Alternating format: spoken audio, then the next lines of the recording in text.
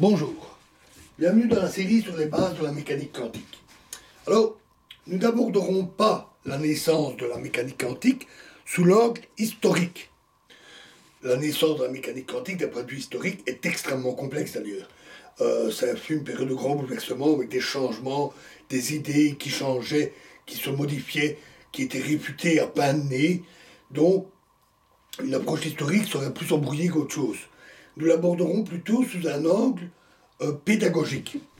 Mais avant d'aborder la mécanique quantique, il est utile de voir les premières manifestations dans l'histoire des phénomènes qui auraient mérité une analyse par la mécanique quantique. Et de voir quelles furent les premières idées pour les comprendre, les expliquer, comment cela a mené à la mécanique quantique. Cela donnera une idée des problèmes soulevés. Nous allons commencer par voir comment les anciens ont abordé la nature de la lumière, et en particulier Newton. Puis nous verrons la découverte de l'atome et quelles furent les premières théories tentant de décrire sa structure. Alors commençons par passer en revue quelques grands problèmes rencontrés avant la naissance de la mécanique quantique. À la fin du XIXe siècle, les théories de la mécanique de Newton, plus sa théorie de la gravitation, et la théorie de l'électromagnétisme de Maxwell, qui unifiait électricité, magnétisme et lumière, pouvaient expliquer tous les phénomènes connus, ou presque. Certains physiciens, comme Lord Kelvin, pensaient qu'il n'y avait plus que quelques détails à comprendre et que tout se réglerait facilement. Ils se trompaient lourdement. Comme on dit, le diable se cache dans les détails. En effet, les problèmes ont rapidement commencé à surgir, et ce sont ces problèmes qui ont en particulier conduit à la mécanique quantique. Ces phénomènes étaient ceux qui s'avérèrent très vite défier la physique classique, voire la contredire, et que l'on découvrit rapidement comme étant des problèmes parfois rédhibitoires. On va citer ici quelques cas en vrac avant de voir plus en détail certaines choses. Alors, premièrement, l'invariance de la vitesse de la lumière. Il ne s'agit pas simplement du fait qu'elle reste constante, c'est-à-dire que la lumière qui se propage dans le vide a une vitesse qui reste constante de 300 000 km par seconde, mais elle est aussi invariante, c'est-à-dire identique pour tout observateur. Imaginez que vous êtes dans une fusée qui se déplace presque à 300 000 km par seconde, dans le même sens que la lumière, vous vous attendriez à voir la lumière vous dépasser tout doucement. Mais ce n'est pas le cas. Par rapport à vous, la lumière va toujours à la même vitesse, 300 000 km par seconde. Ce qui est évidemment très contre-intuitif.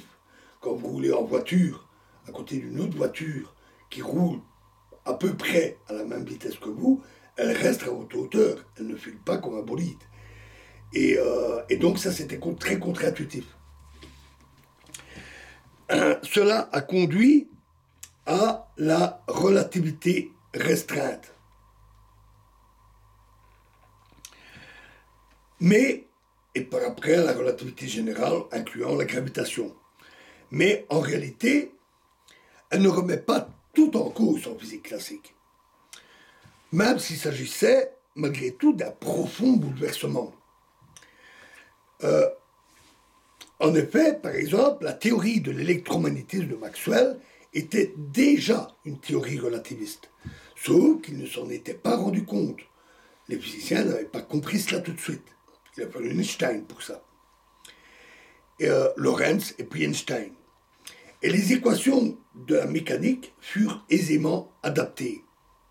Il s'agissait avant tout d'une remise en cause des concepts du temps et de l'espace, plutôt que d'un changement de paradigme sur la nature de la matière.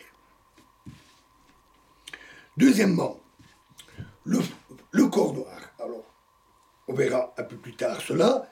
C'est un phénomène physique central et en apparence très simple, mais qui présentait un comportement plutôt incompréhensible. Ce fut une des clés qui ouvrit les portes de la mécanique quantique. Et donc, nous verrons cela de beaucoup plus près bientôt. Troisièmement, certaines propriétés de la lumière, en relation avec sa nature, un peu mystérieuse à l'époque,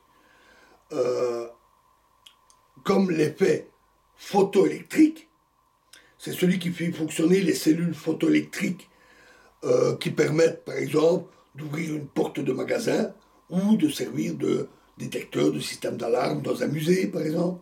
Voilà. L'effet photoélectrique était aussi incompréhensible. C'est Einstein aussi là qui a pu le décortiquer.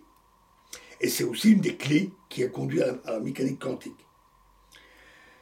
Quatrièmement, la structure de l'atome,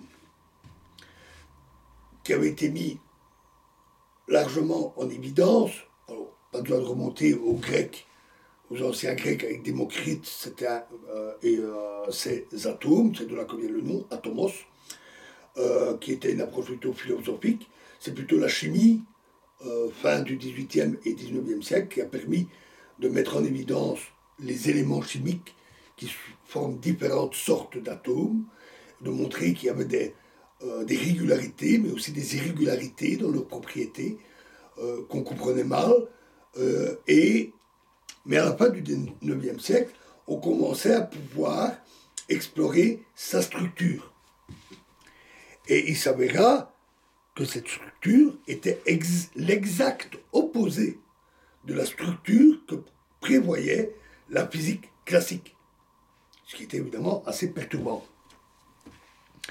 Et cinquièmement, il y a la radioactivité, que nous n'étudierons pas dans cette série, mais qui fut découverte fin du XIXe siècle, et qui était un phénomène beaucoup trop énergétique, comme l'a montré Curie, pour trouver une explication simple en physique classique.